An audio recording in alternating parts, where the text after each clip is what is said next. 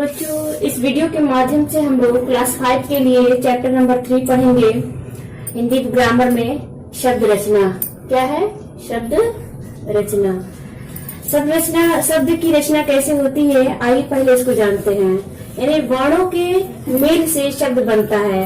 तो देखिए शब्द कैसे बनता है? वर्णों के मेल से। ठीक है, देखिए ब धन अ धन स धन अ। यानी जब भी आप व्यंजन वर्ण देते हैं तो उसके साथ स्वर जरूर जोड़ते हैं।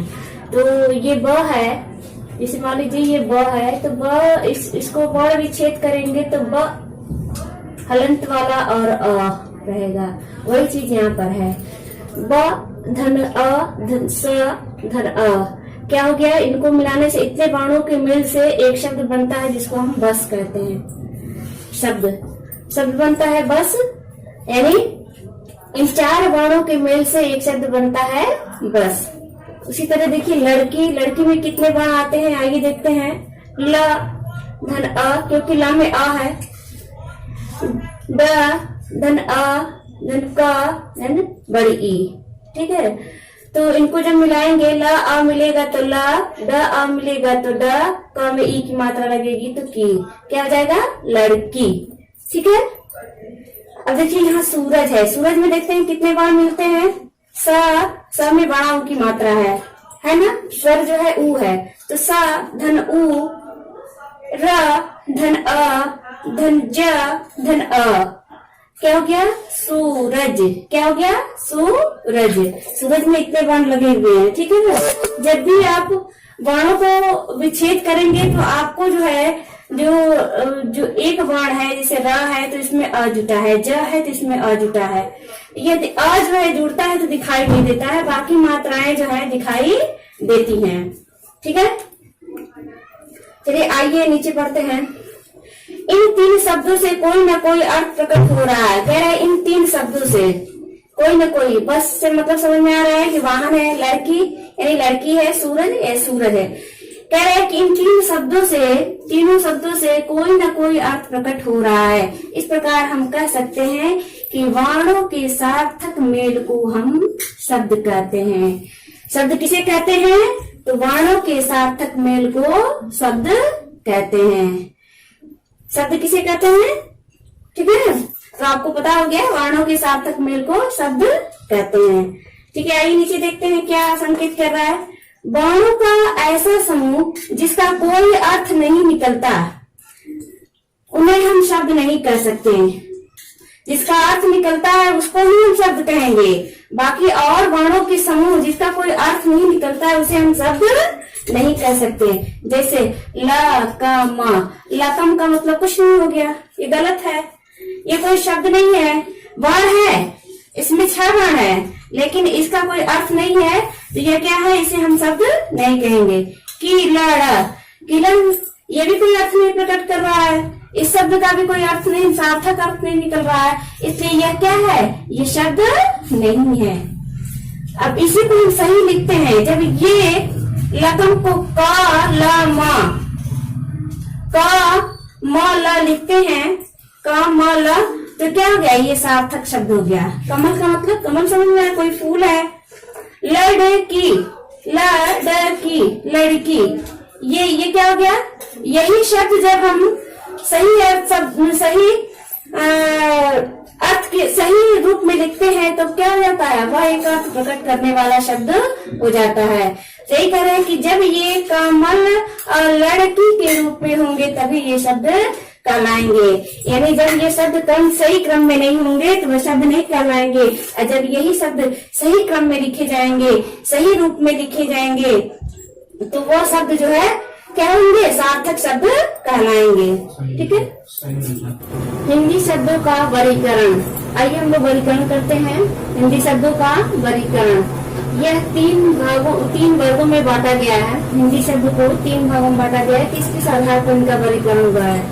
उत्पत्ति के आधार पर, बनावट के आधार पर, प्रयोग के आधार पर। उत्पत्ति के आधार पर, बनावट के आधार पर और प्रयोग के आधार पर।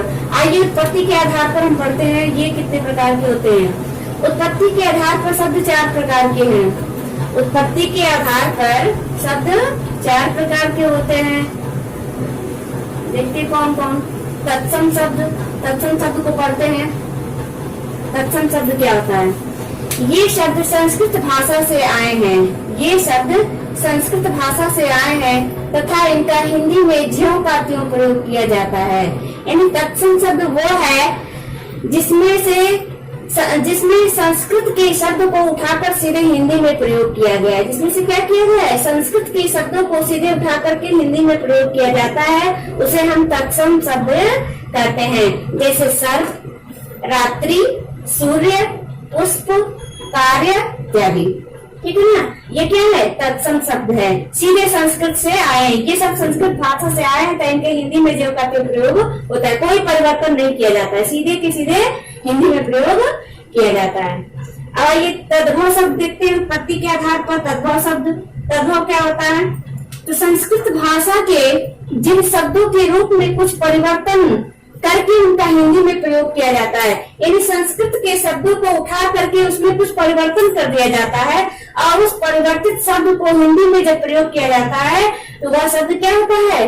तद्भव शब्द होता है। वह शब्द क्या होता है? तद्भव। यानी संस्कृत भाषा के जिन शब्दों में कुछ न कुछ परिवर्तन करके इसका हिंदी में प्रयोग किया जाता है तो वह तद्भव शब्द कहलाता है। जैसे सर्प का साप हो गया, रात्रि का रात हो गया, सूर्य का सूरज हो गया, पुष्प का फूल हो गया, कार्य का काम हो गया। यानी देखिए ये संस्कृत के शब्द है, सीधे हिंदी में प्रयोग किए जाते हैं, उसी में कुछ परिवर्तन, कुछ उसके रूप में परिवर्तन करके उनका हिंदी में प्रयोग किया जाता है तो वह तद्भव शब्द हो जाता है। जैसे सांप, रात, सूरज, फूल, काम आदि। ठीक है। उत्पत्ति के आधार पर शब्द चार प्रकार के होते हैं: तत्सम शब्द, तद्भव शब्द और देशज शब्द। देशज शब्द देखते हैं क्या होता है? देशज शब्द, देशज अर्थात देश में उत्पन्न। देशज का मतलब क्या होता है? देश में उत्पन्न। ये भारत के विभिन्न क्षेत्रों की बोलियों से हिंदी में आए हैं। भारत के विभिन्न क्षेत्रों, यानी हमारा भारत विभिन्न क्षेत्रों में विभाजित था और हर क्षेत्र में अलग अलग भाषाएं बोली जाती थी। जो प्रचलित शब्द होते थे उन्हीं शब्दों को हम हिंदी भाषा में ला करके रख दिए।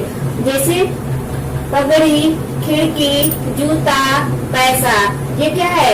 हिंदी में प्रयोग किए जाने लगे। जैसे हर क्षेत्र में अलग अलग बोलियां होती थी, क्षेत्र वाइज बोली, जैसे बंगाली हो गया, असमी हो गया, कन्नड़ हो गया, ब्रज हो गया, राजस्थानी हो गया, गुजराती हो गया, ये अलग अलग भाषाएं होती थी। तो इन भाषाओं में जो प्रचलित शब्द होते थे उन शब्दों को हिंदी भाषा में ला करके रखा गया और उन्हीं का हम जो है सीधे क्या करते हैं? प्रयोग करते हैं। तो वही शब्द क्या हो जाते हैं? देशज शब्द। जैसे पगड़ी हो गया, खिड़की हो गया, जूता हो गया, पैसा, ये क्या है? देशज शब्द है। ठीक है। देशज शब्द का मतलब क्या हुआ? देश में उत्पन्न, यानी देश में ही, अपने देश में ही जो उत्पन्न हुए शब्द उसी को हम देशज शब्द कहते हैं।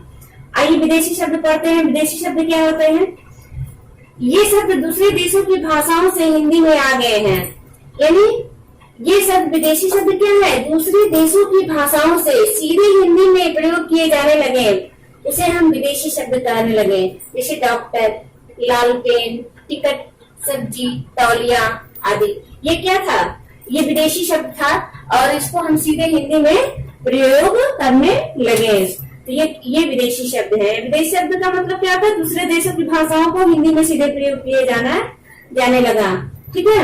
इस प्रकार जो है उत्पत्ति के आधार पर हमने चार पढ़ा: तत्सम शब्द, तद्भव और देशज और विदेशी शब्द। इसके बाद हम बनावट के आधार पर शब्द कितने प्रकार के होते हैं देखते हैं। बनावट के आधार पर शब्द तीन प्रकार के होते हैं। बनावट के आधार पर शब्द तीन प्रकार के होते हैं। पहला रूढ़ शब्द। रूढ़ शब्द देखते हैं क्या होता है बनावट के आधार पर। ऐसे शब्द, ये ऐसे शब्द हैं जिनके टुकड़े नहीं किए जा सकते, जैसे घर, सेना, मेला, हाथी, कमल आदि।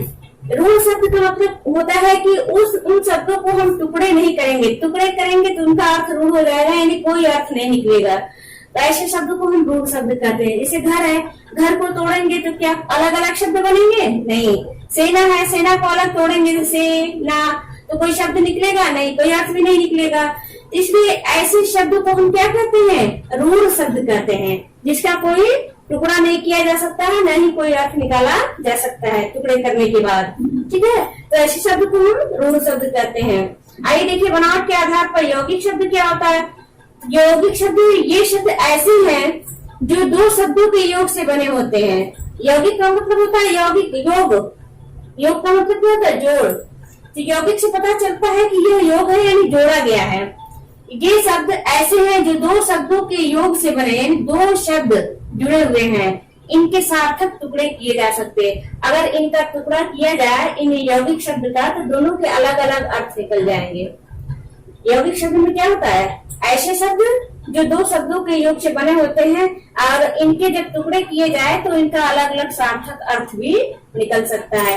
जैसे नील कमल, नील कमल को अगर हम अलग अलग करते हैं नील प्लस कमल, तो नील मीन्स नीला, कमल मीन्स कमल हो जाएगा, यानी अलग अलग अर्थ निकल रहा है, यानी यह यौगिक शब्द है।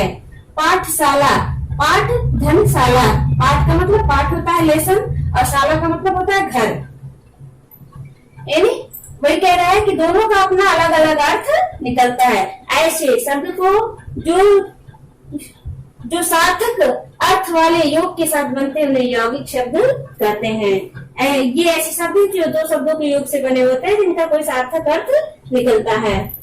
ठीक है, हमने बनावट के आधार पर शब्द के 3 प्रकार पढ़ रहे थे, जिसमें जो है आपका रूढ़ शब्द पढ़े, यौगिक शब्द पढ़े और योग रूढ़। अब हम लोग योग रूढ़ शब्द पढ़ेंगे। योग रूढ़ शब्द क्या होता है, ये ऐसे शब्द होते हैं जिनके टुकड़े तो हो सकते हैं पर उन टुकड़ों का सीधा अर्थ ना निकल करके कोई विशेष अर्थ निकलता है। यानी योग रूढ़ का मतलब होता है कि वे उनके टुकड़े किए जा सकते हैं लेकिन उनके सीधा अर्थ न निकल के कोई तीसरा अर्थ निकलता है, कोई विशेष अर्थ निकलता है। आइए उदाहरण के माध्यम से समझते हैं।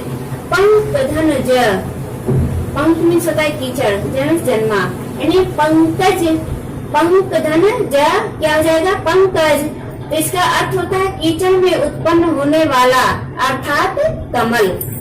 पंकज यानी कीचड़ में उत्पन्न होने वाला अर्थात कमल।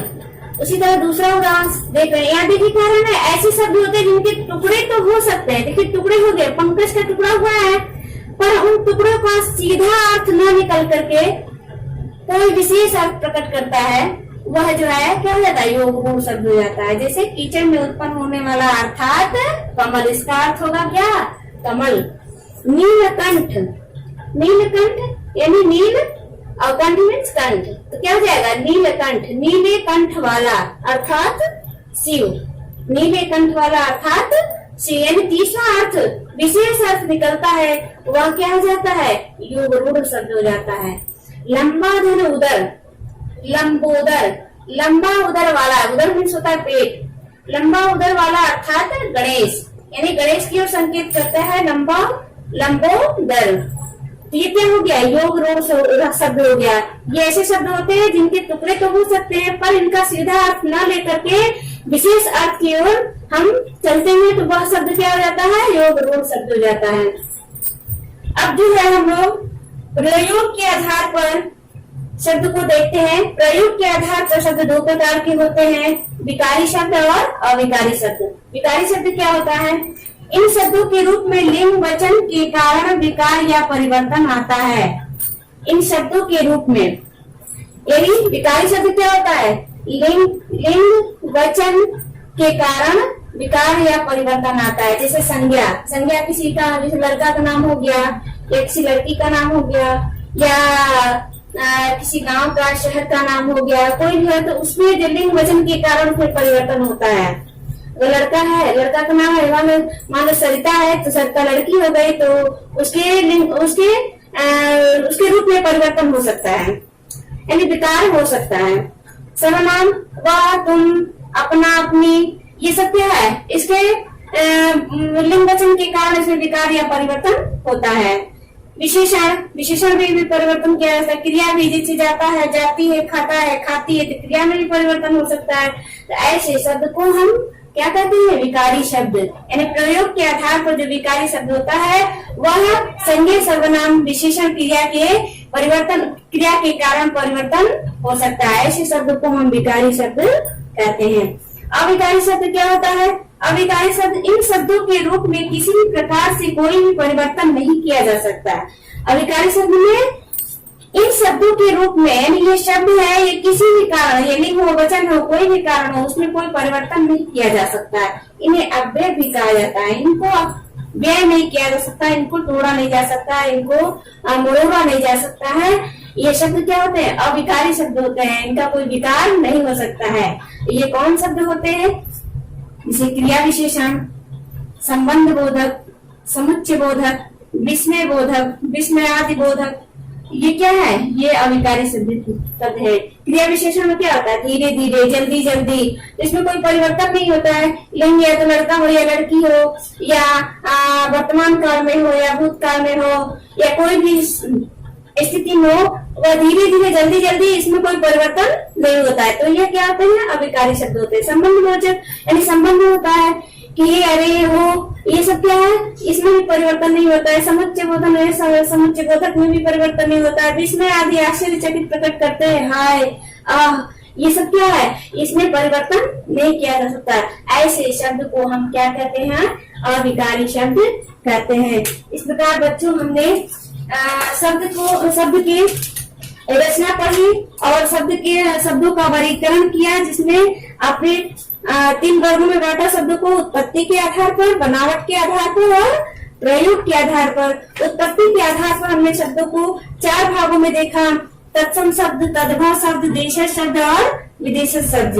बनावट के आधार पर हमने शब्दों को 3 प्रकार के होते हुए देखा है: रूढ़ शब्द, यौगिक शब्द और योग रूढ़ शब्द। ठीक है। अब इसके बाद प्रयोग के आधार पर हमने शब्द को 2 प्रकार के देखे हैं: विकारी शब्द और अविकारी। विकारी शब्द क्या होता है? लिंग वचन के कारण परिवर्तन होते हैं। अविकारी शब्द, इसमें किसी प्रकार का कोई परिवर्तन नहीं होता है, जैसे क्रिया विशेषण हो गया, जिसमें बोधक आदि। बच्चों इसको नोट डाउन करेंगे और इसे अच्छी तरह से 2 बार 3 बार पढ़ेंगे और इसे याद भी करेंगे, ताकि आपको पता चले कि शब्द की उत्पत्ति कैसे हुई है और शब्द के कितने भेद होते हैं। ये सब आप अच्छी तरह से तैयार कर लेंगे। ठीक है।